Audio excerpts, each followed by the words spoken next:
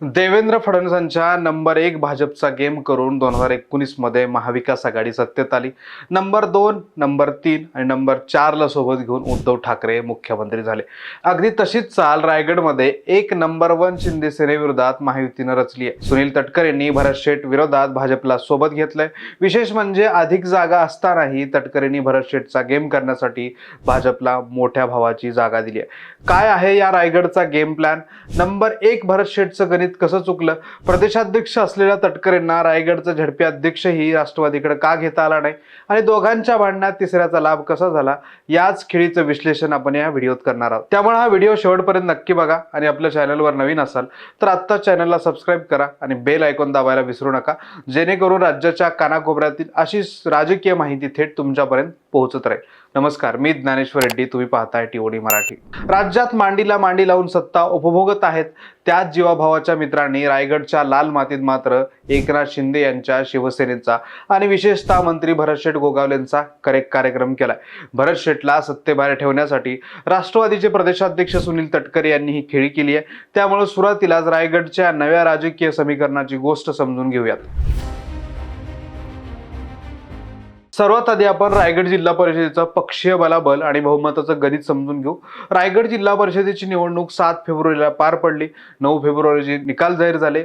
एकूण 59 जागांसाठी ही अटीतटीची निवडणूक झाली। 59 पैकी बहुमतासाठी 30 हा जादुई आकडा गाठणं आवश्यक होतं। या निकालामध्ये एकनाथ शिंदे यांच्या शिवसेनेनं मुसंडी मारत सर्वाधिक 21 जागांवर विजय मिळवला। ते एक नंबरचा मोठा पक्ष ठरला। त्यानंतर अजित पवारांच्या राष्ट्रवादी काँग्रेसला 16 जागा मिळाल्या तर भाजपला 15 जागांवर समाधान मानावं लागलं। उद्धव ठाकरे यांच्या शिवसेनेला 5 आणि काँग्रेसला 2 जागा मिळाल्या। आता या साध्या गणितानुसार 21 जागा जिंकणारा शिंदे गट सत्तेचा प्रमुख दावेदार होता। त्यांना बहुमतासाठी केवळ 9 जागांची गरज होती। पण रायगडच्या राजकारणात 2 आणि 2 नेहमी 4 होत नाहीत, हेच या निकालांनी दाखवून दिले।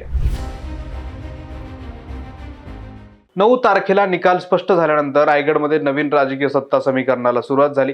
राज्यात महायुती असली तर इथे स्थानिक पातळीवर वेगळीच गणितं शिजत होती। सर्वाधिक 21 जागा असूनही भरत शेठला सत्तेबाहेर ठेवण्याची रणनीती ठरली। राष्ट्रवादीचे 16 आणि भाजपचे 15 असे एकूण 31 सदस्य एकत्र आले। बहुमतासाठी 30 जागांची गरज असताना या नव्या स्थानिक आघाडीकडे बहुमतापेक्षा 1 जागा जास्त म्हणजेच मॅजिक फिगर तयार आहे। या सर्व प्रक्रियेत कोणीही सदस्य फुटू नये म्हणून भाजप आणि राष्ट्रवादीच्या 31 सदस्यांनी सलग 15 दिवस गोव्यामध्ये एकत्रित तळ ठोकला आणि या 15 दिवसाच्या गोव्यातील मुक्कामानं शिंदे गटाची मोठी कोंडी केली। आता यातील सर्वात मोठा राजकीय पेच असा आहे की राष्ट्रवादीकडे 16 जागा म्हणजे भाजपपेक्षा 1 जागा जास्त आहे, तरीही त्यांनी स्वतःचा अध्यक्ष न करता भाजपला अध्यक्षपद का दिलं? इथे सुनील तटकरे यांचा गेम प्लॅन उघड होतो। रायगड जिल्ह्यात तटकरे आणि गोगावले यांच्यातील राजकीय संघर्ष संपूर्ण राज्याला माहीत आहे। पण भरत शेठ यांच्या वर्चस्वाला शह देण्यासाठी आणि त्यांना सत्तेपासून खड्यासारखं पूर्णपणे दूर ठेवण्यासाठी तटकरेंनी स्वतःच्याच पक्षाचं नुकसान करण्याचं ठरवलं। त्यांनी भाजपला मोठ्या भावाची भूमिका देत अध्यक्षपद त्यांच्या टाकलं। सत्तेत कळीचा वाटा नाही मिळाला तरी चालेल, पण गोगावलेंना सत्तेबाहेर ठेवा हा तटकरेंचा मुख्य अजेंडा यातून स्पष्ट होतो। यामुळे दोघांच्या भांडणात तिसऱ्याचा म्हणजेच भाजपचा मोठा फायदा झाला। स्थानिक पातळीवर आपल्याला जाणीवपूर्वक डावलले जात असल्याचं लक्षात येतात शिंदे गटाच्या गोटात प्रचंड अस्वस्थता निर्माण झाली। रायगडमधील चर्चेचे सर्व मार्ग बंद झाल्यानं शिंदे सेनेने हा प्रश्न थेट मुंबईला नेला। शिंदे गटाच्या आमदारांनी मुख्यमंत्री देवेंद्र फडणवीस, प्रदेशाध्यक्ष रवींद्र चव्हाण आणि विधानसभा अध्यक्ष राहुल नार्वेकर यांची भेट घेऊन त्यांच्याकडे मनधरणी करण्याचा प्रयत्न केला। स्वतः एकनाथ शिंदे यांनीही रायगड जिल्हा परिषदेत महायुतीची सत्ता यावी यासाठी वरिष्ठ पातळीवर प्रयत्न केले। मात्र स्थानिक पातळीवर भाजप आणि राष्ट्रवादीच्या नेत्यांनी शिंदे गटाला सोबत न घेण्यावर अत्यंत ठाम भूमिका घेतली। त्यामुळे वरिष्ठ पातळीवरून सुरू असलेल्या मध्यस्थीला कोणतंच फळ आलं नाही। या सर्व राजकीय घडामोडीनंतर आता 12 मार्च रोजी रायगड जिल्हा परिषदेच्या अध्यक्ष आणि उपाध्यक्षपदाची निवडणूक पार पडणार आहे। आपल्याकडे 31 सदस्यांचं स्पष्ट बहुमत असल्यानं आणि अध्यक्षपद आपल्यालाच मिळणार हे निश्चित झाल्यानं भाजप जोमात आहे। रायगडच्या इतिहासात पहिल्यांदाच भाजपचा अध्यक्ष विराजमान होणार असल्यामुळे अलिबागच्या समुद्रकिनारी एका भव्य मैदानावर आनंद उत्सवाची जय्यत तयारी सुरू झाली आहे. तिथे भव्य मंडप उभारला जातोय. या विजयोत्सवासाठी भाजपचे प्रदेशाध्यक्ष रवींद्र चव्हाण, मंत्री चंद्रशेखर बावनकुळे आणि स्वतः सुनील तटकरे उपस्थित राहणार आहेत. दक्षिण रायगडचे भाजपचे सरचिटणीस महेश मोहिते यांनीही आमच्यासाठी मोठी आनंदाची बाब असल्याचं सांगत राष्ट्रवादीसोबत तयारी पूर्ण झाल्याचं जाहीर केलं.